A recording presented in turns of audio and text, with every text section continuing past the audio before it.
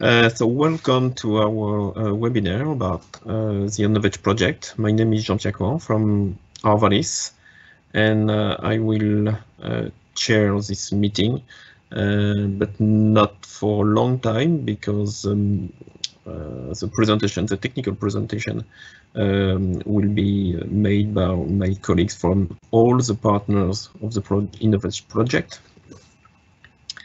So the objective of this meeting is to present with a certain amount of detail the result we obtain on our Innoveg project, which will be described by Lizzie Sagou from EDAS.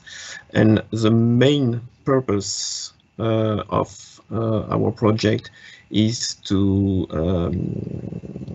see and make recommendation on how to use sensors to speed up the research and development process for the benefit of potatoes and vegetables farmers in research station, but also in on-farm experiment. Okay, so the agenda of our meeting is the following one. The first presentation will be made by Lizzie Sagou from EDAS UK about the global general aims and objective of the Innoveg project. Then Eva Emp from Inagro in Belgium will present you the basics of using sensors for to conduct R&D experiment in the field. Then Suzy Rock from EDAS again will present you a new method to analyze field scale crop preference data using the agronomics approach. Then Francesca Degan from Arvalis in France will present you our first result on potatoes and our recommendation to use sensors to conduct experiment on potatoes. And the last presentation will be done by Hans Mogre from Delphi in Netherlands, who will make approximately the same type of presentation, but this time on vegetables. And we will end our webinar with a question and answer and interactive session. For this specific session, do not hesitate to ask your question in the chat box, and we will allow ourselves also to raise some general question to discuss with you. So now I will leave the floor to Lizzie for the first technical presentation. So Lizzie, the microphone is yours, and I will mute myself and cut my camera too. Thank you very much, Jean-Pierre. Hello everyone, my name's Lizzie Sagou and I'm the project lead for the Innoveg project. So this project is developing innovative methods for carrying out research into field vegetable and potato crops. It's a 4-year project, a bit more than 4 years actually. It began in August 2018 and we actually finish early next year. It's an EU Interreg 2C funded project and the partners are EDAS in the UK, Arvalis in France, Inagro in Belgium and Delphi in the Netherlands. Next slide please. So the overall objective of the project is to increase the speed and uptake of innovation in the field vegetable and potato sectors by firstly evaluating the suitability of using crop sensing data to carry out measurements in field experiments, and then secondly by defining and implementing a new approach for delivering cost-effective research. So the project is a methodology focused project looking at the way in which we do research in these crop sectors. There are 2 key aspects to what we're calling this new approach to research. Firstly, looking at whether we can use crop sensing data in research to substitute for some of our conventional crop measurements. And then secondly, trying to upscale from small plot work to field scale treatments and a more farmer-led approach to research. Next slide. So the project is focused on field vegetable and potato crops, where the measurement of yields in small plot field experiments is still mainly done by hand, and where lack of yield mapping equipment on commercial harvesters limits our ability to assess treatments applied to larger field areas. In the project, we've looked at 7 crop groups, including potatoes, alliums, brassicas, leafy salads, vining peas, carrots and courgettes. So you can see we've selected quite a wide range of crops with quite different growth patterns. And this is deliberate because we wanted to test this approach in a range of crop types. Next slide. So the project has included 3 years of field experimental work, 2019 to 2021. In the first year, in 2019, we set up 47 small plot field experiments across the UK, France, Belgium and the Netherlands to develop what we're calling an overarching protocol for using crop sensing data in experiments. And when I say small plot experiments, this is the scale that we normally work on when we do experiments on these crops. The actual plot size will depend on the crop, but may be as small as 1 bed wide by a couple of meters long. We typically use small plots just because it's very labour intensive to hand harvest some of these crops from larger areas. In our INNO-VEG small plot experiments in 2019, we selected and applied different treatments to plots with the aim of creating a yield difference in the crop. We then used crop sensors to collect crop reflectance data from the plots during the growing season, and then at harvest we measured total and marketable yield. We've then used the crop reflectance data to calculate a range of vegetation indices, and we've correlated these vegetation indices with crop yield. And then we've taken this information and all our learnings from these experiments to produce this protocol document, which you can see on the slide. And this provides guidance on the use of crop sensing technology in the field and on the management interpretation of the data. So this document that we produced is aimed at researchers, agronomists, farmers, people who want to use crop sensing technology to assess their crops, to try and help them make best use of the technology. So the document is available to download from the project website, and we've got the website address there, and I'd encourage you to take a look. Next slide, please. So a key advantage of using crop sensing data to assess experiments is that it's relatively quick and easy to use drone mounted or tractor mounted sensors to measure crop reflectance from larger whole field areas. And this allows us then to upscale from small plot to field scale, which in turn allows us to develop sort of a more farmer-led approach to research. So in 2020 and 2021, we set up field validation experiments to test our protocol developed from the 2019 trials. So in these years, treatments were applied to larger areas, often working with the host farmer and using farm machinery to apply the treatments. We then used drone or tractor mounted sensors to collect crop reflectance data from the fields, and we used spatial statistics, which Susie will talk about, to analyse this field scale data. And results and experiences from these experiments are being used to develop a framework for farmer-led research, which will also be available to download from the website.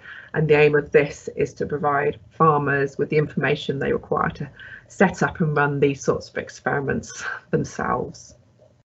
Next slide. So the final thing I wanted to say, as well as all the field experimental work, the project also set up an innovation network, which is being led by Delphi. So this aims to facilitate knowledge transfer and networking with a particular focus on the use of crop sensing in field veg and potato sectors. The network is free to join and it's open to everyone, so we invite you all to register with the network to receive project updates via the project website. So you can scan the QR code there and hopefully it should take you straight there. Also, the project's got its own Twitter, Instagram and LinkedIn accounts, so I invite you also to follow those and keep up to date with what we're doing. Thank you. That's sort of me finished, so I'll pass over now, I think, to Eva. Thank you. Thank you, Lizzie. Good afternoon, everyone. Before we go into results of the project, I wanted to give an update on some theory on how to use sensors to assess your field or your trials. So I'm Eva Ampe, and together with my colleague Sarah Bossuit, we work at INNO-VEG in Belgium, and we work with the other colleagues on the Innoveg project. Let's start off with plant sensing. You can look at your plants from different levels. Using a drone, you can have the most detail because then you will really have centimeter precision and you will cover your whole field. Handheld sensors or tractor-mounted sensors will only cover where you actually have been driving or have been holding your sensor to assess the crop. Looking at your field from a satellite is mostly for free, at least for the type of data that is often used, and give you a 10 by 10 meter resolution. So that also gives a good way of looking at your field from a larger scale. So how do these sensors work? Well, for these specific ones that I've been showing, they mostly work the same way. They're capturing the reflected light in different wavelengths, creating a kind of fingerprint of your plant. So how does it work? Sunlight or a sensor light is used as incoming light and interacts with your plant. What can the plant do? It can absorb the light, it can transmit it, but it can also reflect it. And it's the reflected light compared to the incoming light that gives us an interesting idea on how the plant is doing at this time. Information about the health, chlorophyll, moisture content, biomass, and so on.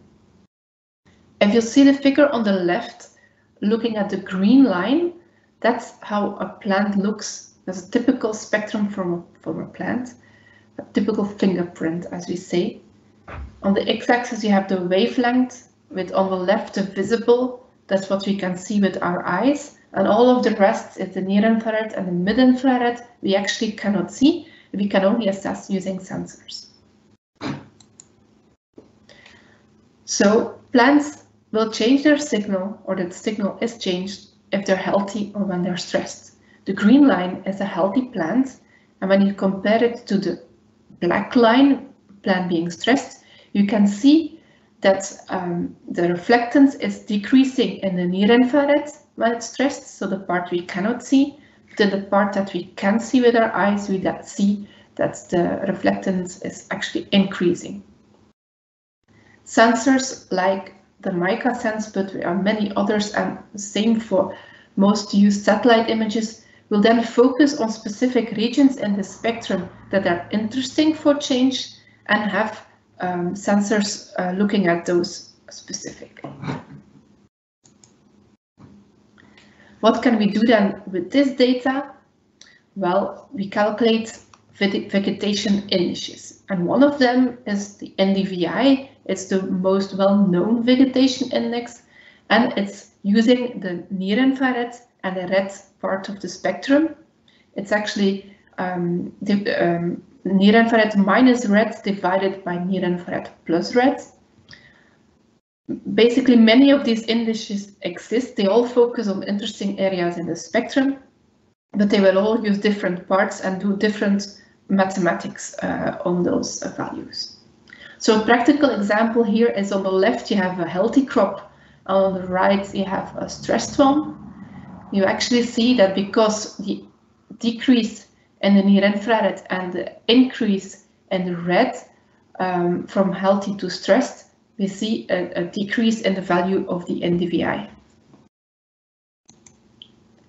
Okay, so this was plant sensors. We're now going to soil scanning. Soil scanning we use to assess our field and see how homogeneous or heterogeneous it is, because quite often we actually assume that the field is homogeneous, so then we perform tilling, fertilization, irrigation in a homogeneous way, but afterwards we still see quite big yield differences and we might not know why we see them.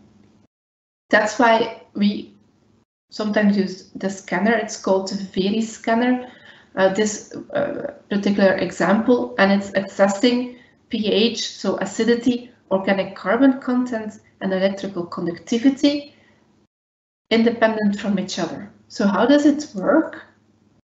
First of all, the scanner, with the use of a tractor, is driving a specific pattern on the field. Afterwards, in interesting zones, a soil sample is taken, and we get calibrated maps for pH, variation in organic carbon, and variation in conductivity. Afterwards, those maps can be converted to prescription maps that can be used by farmers for liming and for compost. A last type of measurements I would like to talk about that we use in the project are automatic yield measurements. They are well known for grains, but within the project we have also used them for potatoes and for vining peas. Many different types of brands and sensors exist, but we're specifically talking about sensors built into the harvester, collecting harvest data in real time.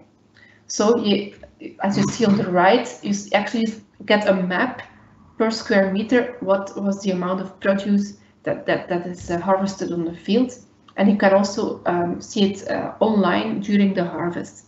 So it's really interesting for farmers to, in an easy way, assess the yield differences on their field.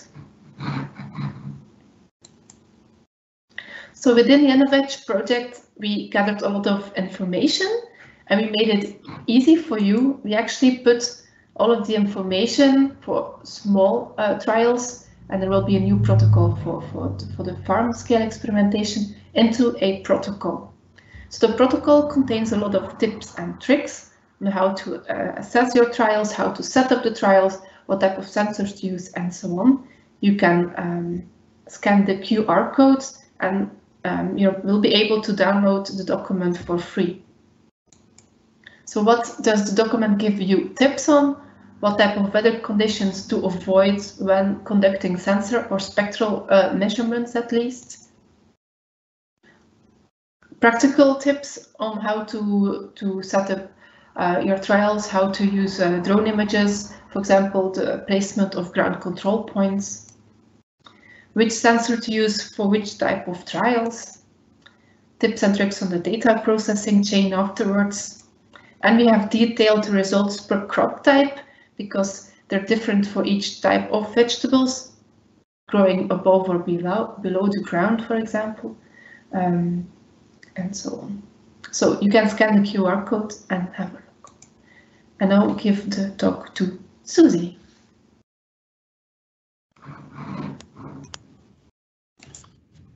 Thank you, Eva.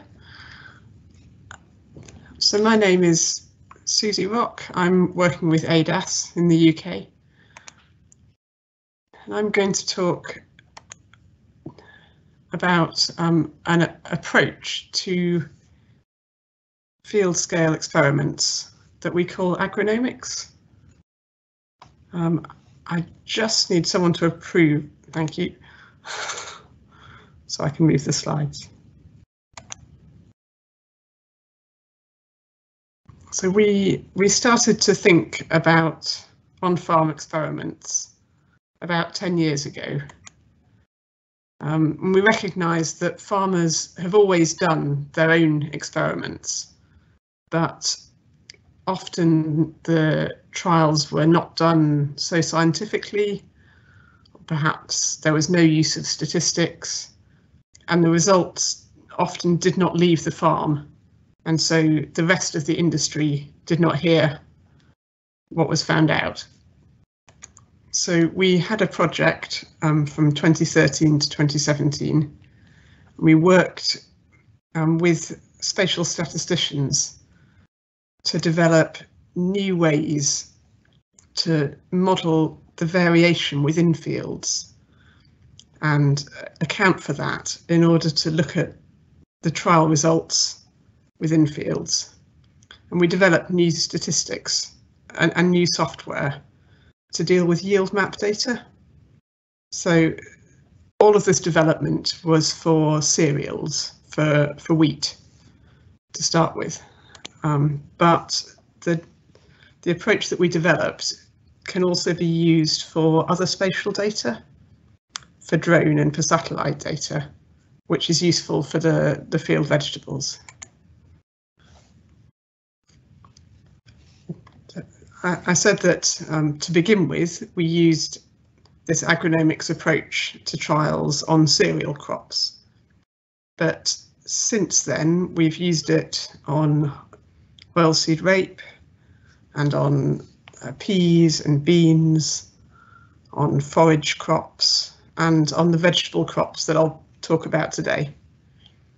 And we've run field experiments on every type of farm input, on sprays and fertilizer and varieties, but it's particularly useful for inputs which we cannot investigate in a small plot experiment. So cultivations or variable rate applications or cover crops are very difficult to study in traditional small plots. And we can use this approach with any spatial data, so yield maps, quality maps, satellite and drone data. Since we started with agronomics, we've worked on hundreds of trials on farms, mostly in the UK, but also abroad. And the lessons that we've learnt apply to every crop. So we found that fields that have less variation, that are more even, give a more precise comparison of treatments. That where there is variation within a field, it's best running across the direction of treatment. And so we recommend that before anyone sets up an experiment at a field scale, they first look at the field history. If one field has been combined from 2 or 3 fields, this will leave a residue for many years, and that information can be found on Google Earth. For crops which have yield mapping, we recommend looking at old yield maps because the variation within the field is constant from year to year. We look at satellite data. So that is an Ndvi image from datafarming.com, but there are many websites that give the same information. And soil or nutrient mapping, like Eva mentioned. And then to design a good trial, we need to make sure that the treatments are not confounded with the soil variation, and to use just a small number of treatments. Well, if we have a field experiment with 10 treatments, then probably we will learn nothing, and it will take a lot of effort. It's better to test just 2 or 3 treatments, a new idea compared to the standard farm practice, and to replicate the treatment, to have several strips of each treatment, and then we can be more confident in the results.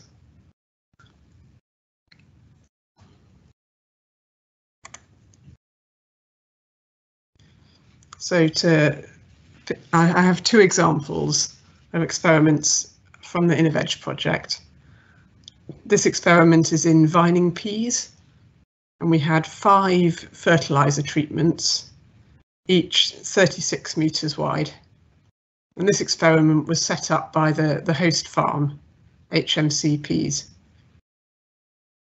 It's not ideal that the treatments are unreplicated, run mainly across the treatments, which is good.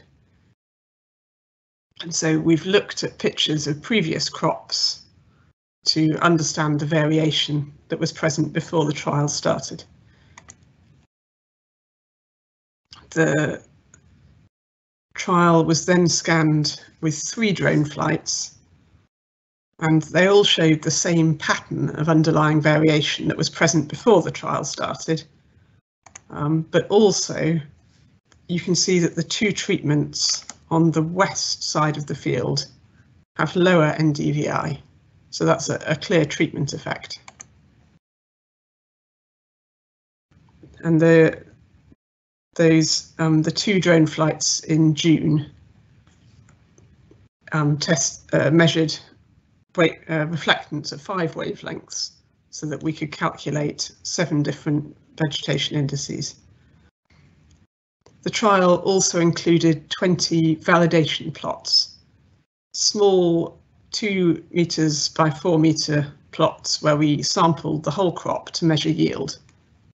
So then we can see the correlation between vegetation index and yield in those plots.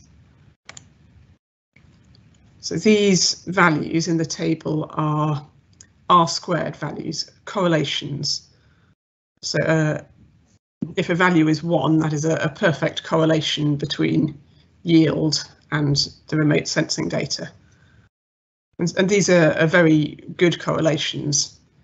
So in the first flight, more than 80% of the variation in yield is explained by the variation in vegetation index. And that's an example of one of the correlations between marketable yield and the vegetation index, Ndvi. Then to statistically analyse the trial, we had to turn the whole drone image for the whole field into point data to make it more like the yield maps that the system was developed for. And so using GIS software, we made a grid of cells across the whole trial and averaged the vegetation index within each little square. Well, we have averaged the wavelengths and then calculated the vegetation indices. For this trial, and we also had a proper yield map, because this farm, HMCPs, are unique, that they have yield mapping viners that they've developed. And so we could compare predicted yield maps calculated from the vegetation indices with the real yield map that the farm provided. So these are the results of the statistical analysis. We have, for the control treatment 3, an average yield 9.76 tonnes per hectare, and then a modelled difference in yield between the control and each other treatment. And that is the difference in yield after we have tried to remove the effects of the underlying variation. And so treatment 1 is lower yielding, by 3 tonnes per hectare lower yielding than the control. And that's a significant difference because the confidence interval is smaller than the treatment effect. But all the other 3 treatment differences are not significant.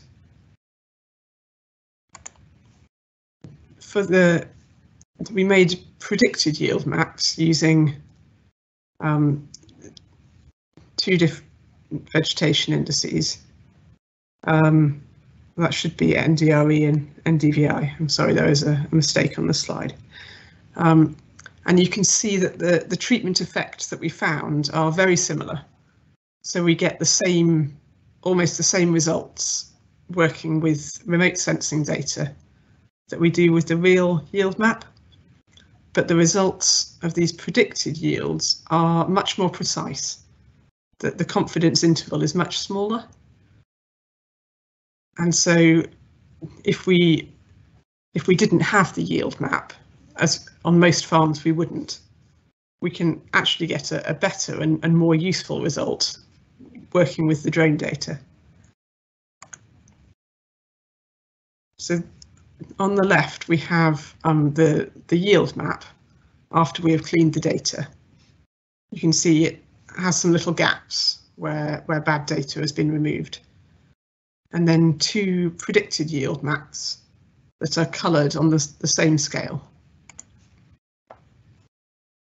And actually the real yield map may overestimate yield a little because of the data cleaning process.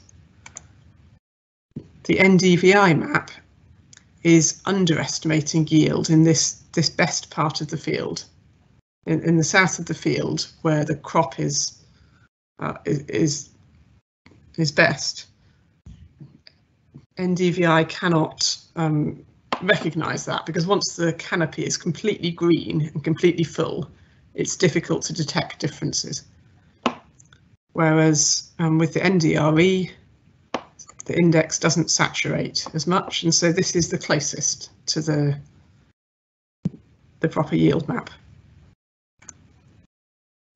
A different trial in onions was also a fertiliser trial, this time with standard and low nitrogen treatments. These were applied with solid fertiliser with a spinning disc spreader, and so we applied the treatments to 2 tram lines, but we could only use the data between the tram lines because in the middle of the trial there's an area that has mixed treatments. And the trial is placed in the south half of the field because it's more even. Again, we have 2 drone images, and you can see on the image the 2 low nitrogen plots. So again, there is a clear treatment effect from the fertiliser treatments. Again, we had to process the data from the full drone image to point data by making a grid, overlaying it on the photo, and then taking averages within each little square. And again, we had validation plots. So one bed wide, 8 meters long, to look at the correlation between yield and remote sensing. And again, we had very good correlations showing that the Ndvi is a good indication of yield. And so from that, we calculated a predicted yield and ran the statistical analysis to look at the treatment effect. So in this trial, we had an average yield at the standard nitrogen rate of 71 tonnes per hectare, which was a benefit over the low nitrogen rate of nearly 13 tonnes per hectare. And that was a highly significant result. We also analysed the vegetation indices directly instead of predicting yield. And again, we had significant differences for every vegetation index. And so just to conclude, for different vegetable crops, there can be really good correlations between crop reflectance data, vegetation indices, and marketable yield. And using that approach to assess and to analyse experiments can be a lot quicker and more efficient than sampling little plots and hand harvesting. And the statistical approach we've developed is good for setting aside the effects of underlying variation to focus on the treatment effects. But the trial design is very important. And so for any field experiment, we recommend looking at the underlying variation before setting out the trial and repeating the treatments where possible. Thank you. I think I'm handing over to Francesca now.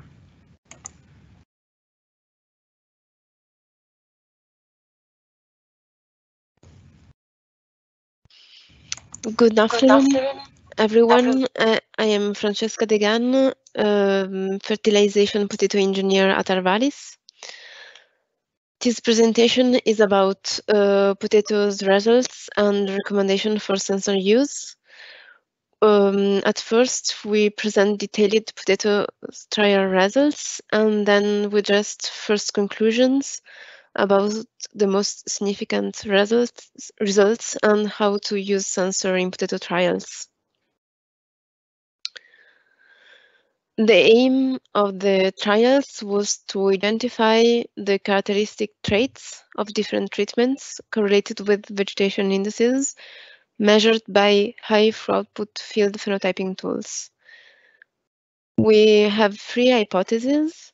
The first one is, can growth and development measurements be replaced by vegetation indices?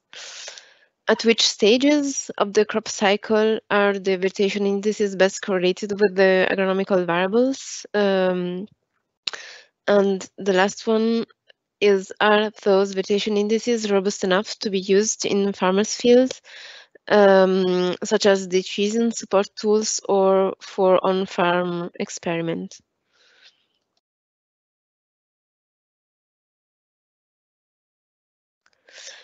We divided the trial into two groups. The first group was trials in a small plot, microplot, with replications to control field heterogeneity and also to understand how to have a close monitoring of the plants.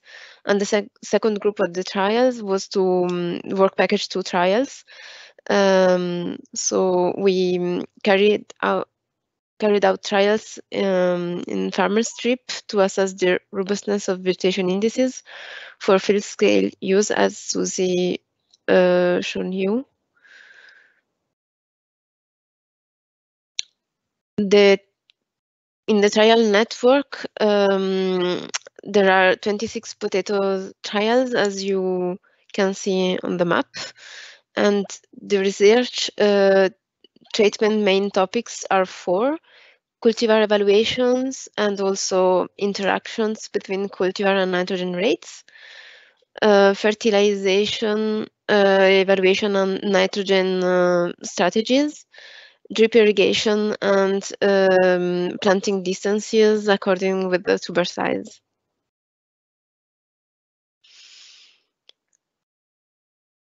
The first protocol example concerns work package 1 trials in France. We measured soil characteristics and soil nitrogen dynamics, and also plant variables such as biomass, nitrogen content, yield, dry matter at harvest. We used 2 types of sensor. The Alfie is a small tractor with mounted sensors, and 2 different types of drone. And the topics of those trials are 2: cultivar evaluations and nitrogen assessment for nitrogen use efficiency.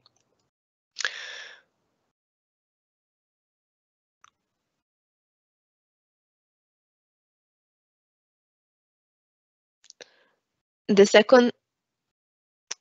second protocol example concerns work package 2 trials in France in 2021. We tested 3 nitrogen strategies in 6 farmer fields, only irrigated fields. We measured yield, marketable yield, and dry matter at harvest, and we studied soil spatial variability, weather resistivity, and high resolution soil sampling. And we use 4 drone flights from mid-June to August to measure vegetation indices. The common agronomical variable measured for all the trial network are yield and marketable yield, and in some trials we have dry matter, whole biomass, nitrogen uptake by column, and the nitrogen absorbed by the whole plant. And the common vegetation indices measured in the trial network are 7. Some vegetation indices are related with nitrogen use, and other with the growth rate. We use 3 groups of different statistical indicators to analyze the data. The first one concerns kinetics of vegetation indices during the growth cycle. The first indicator is the area under the curve to quantify kinetics, and the second is the slope between 2 measured points to characterize the rate of growth or senescence. The second group of indicators is a correlation.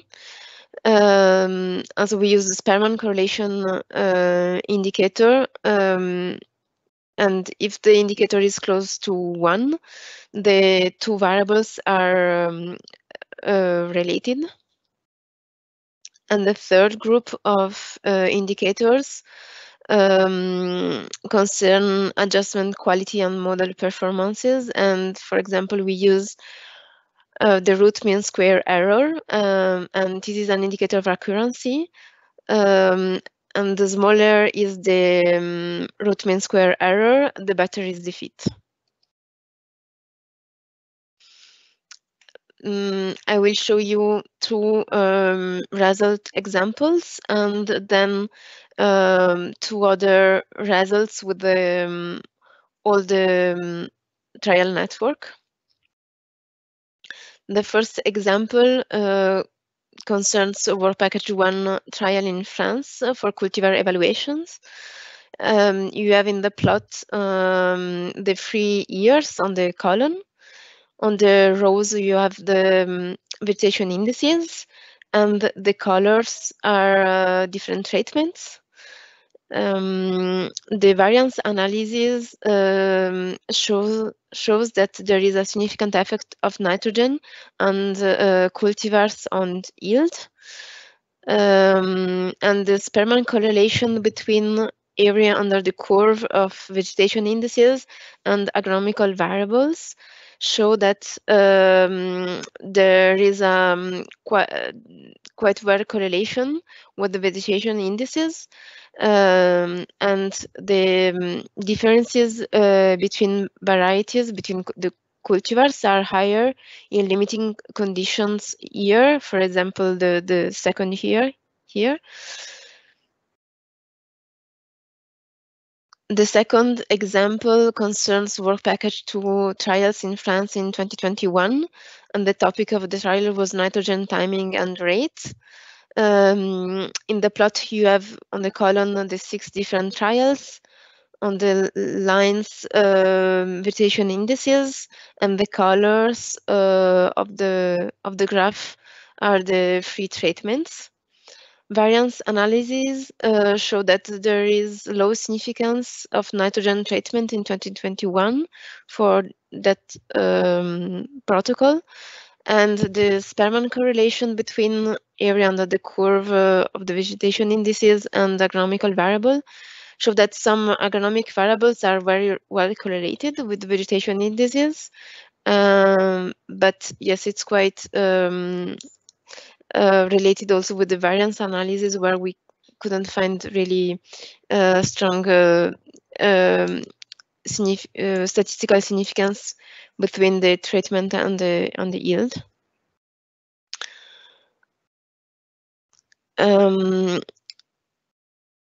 Now you have the results for the network, trial network.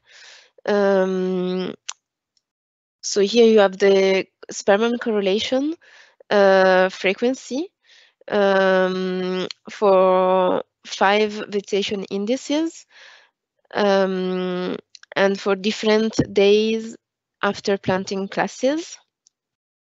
And the results show that days after planting classes and vegetation indices are conditionally independent. So we find more significant Spearman correlations according with some days after planting classes. For CA green and CA red edge vegetation indices, those indices are better correlated with the yield around 65 and 90 days after planting classes. We also found that the significant correlation frequency depends on trial, so location, year, treatment, sensor type, trial design, and so on. And then here you have the results for the trial network, but for the fitting indicators for the relative root mean square error of the yield. And so in the graph you have the relative root mean square error in percentage so of the yield, and results grouped by work packages. So work package 1 trials are the small plot trials, and work package 2 are the farmer field trials. And we can see that the accuracy of the vegetation indices fitting with agronomical variables depends on the trial group, and the variation is from 4 to 5%. And the differences are also strongly depend on the days after planting classes, more than vegetation indices. So to conclude, we can say that the variables with the highest significant incidence rates in terms of correlations are related with the above ground plant variables, and the yields, total or marketable yields, are less well correlated with vegetation indices, but it depends strongly on the trials and the days after plantation classes. Also, given the significance of the correlation, days after planting classes and vegetation indices are conditionally dependent. But it also depends on the trial characteristics. And the mean accuracy of the fit between vegetation indices and yields can vary from 4 to 5%, according with the trial design, or in small plot or in the farmer field. And the quality of the fit depends mainly on the trial, but also on the days after planting classes. We have, for the perspective, we have more data to analyze. So we have 5 trials, 2021 trials that we need to analyze, and we also need to analyze the drone comparisons. We can also correlate vegetation indices with other agronomical variables, such as dynamics at early stages, height differences, differences in kinetics, according with the senescence rates. We can also analyze correlation between chlorophyll content indicators and nitrogen absorbed by the plant.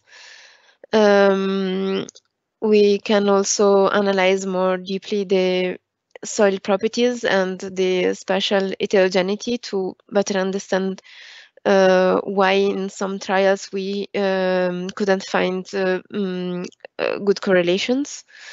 And we can also use all those data to build models to make predictions, for example, on emergence rate according with the cultivars, senescence rates related to cultivar, but also to fertilizer strategies or irrigation treatments. We can also build models to predict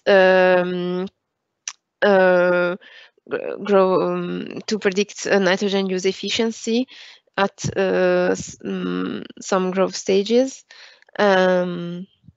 Yes, that's all our perspective.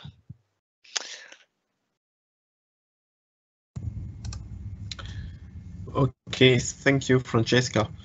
Thank you for this interesting presentation. So the next presentation is for Hans. Okay, hello everyone. I will present you the results and the recommendation for the sensor use in the other vegetables than potatoes. And I will use the most interesting conclusions from all of the partners. So you will see more different experiments from the other partners. First of all, I will introduce myself. I'm Hans Bogré. I'm a consultant in arable farming for Delphi in the Netherlands. I work mostly in the southwest part of the Netherlands, and besides the normal advising, I'm also an expert in smart farming and drip irrigation, and I will talk you through the different experiments. First of all, the onions. We've done a lot of experiments, started in 2019. As you can see, we've done experiments in the UK, in Belgium, in the Netherlands, and the treatments were different. Some of them were end response, some of them planting density, varieties, drip irrigation. So I will present you some of them. This is the first experiment. It's done by ADAS in the UK, and as you can see, for this trial, it shows the correlation between the Ndvi and the marketable yield. So the R squared for marketable yield and the Ndvi is on 20 June is 0.61, so a pretty good correlation. Also for the 16th of July, a pretty good correlation, and after that it dropped and there was no correlation at all. As you can see on the pictures below, on the 20th of June and the 16th of July, the crop was still standing up, the tops weren't bent over, but after just before the 12th of August, the onions were bent over, and we now can conclude that after bending over from the top of the tops bending over, there will be no correlation between the Ndvi and the yield. So if you will do any crop reflectance measurements, always measure it before bending over,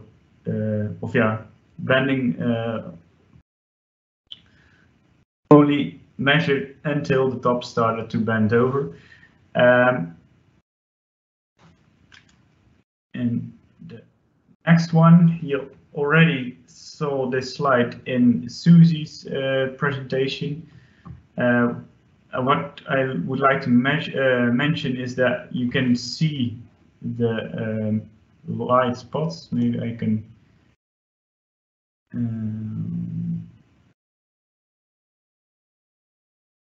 the light yellow, light green spots. Those are the lower N areas, lower nitrogen areas in this one as well. So lower N, you can also see this one in the Ndvi.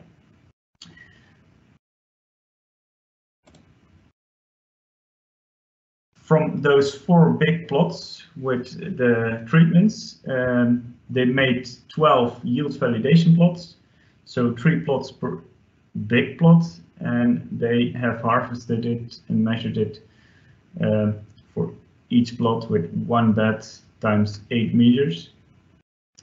From that plot, they sampled the mean multispectral bands, and they also calculated the vegetation indices from average multispectral bands.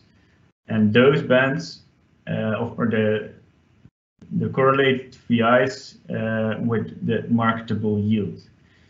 A nice correlation for this was on the 12th of August. It had the best correlation in the Ndvi, but also the chlorophyll green and chlorophyll red edge and the NVRE had a good correlation with the yield on that date.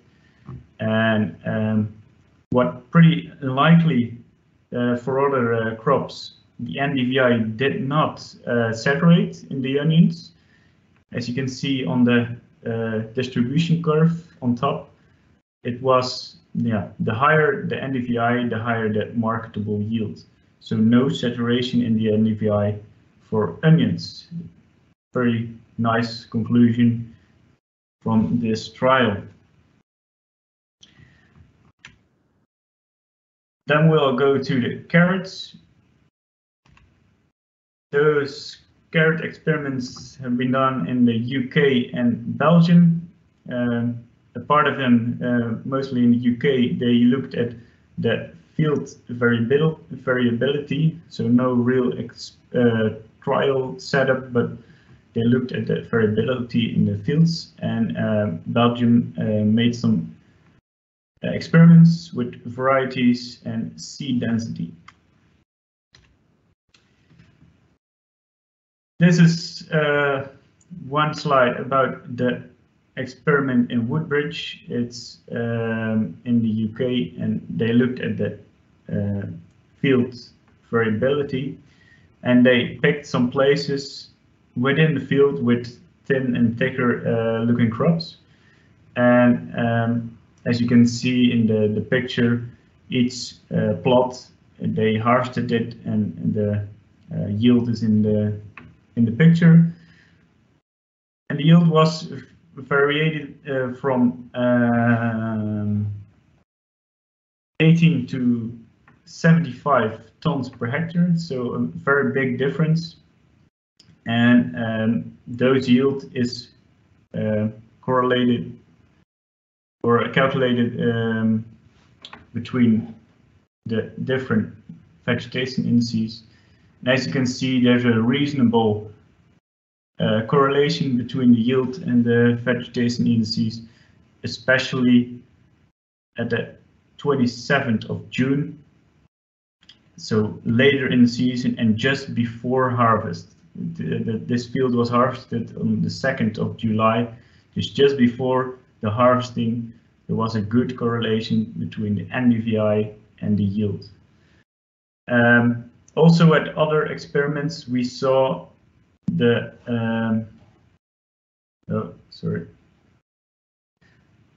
we saw a higher correlation during the growing in the season. So normally you better measure the crop late in the season, just before harvest, but before any senescence of the carrot tops.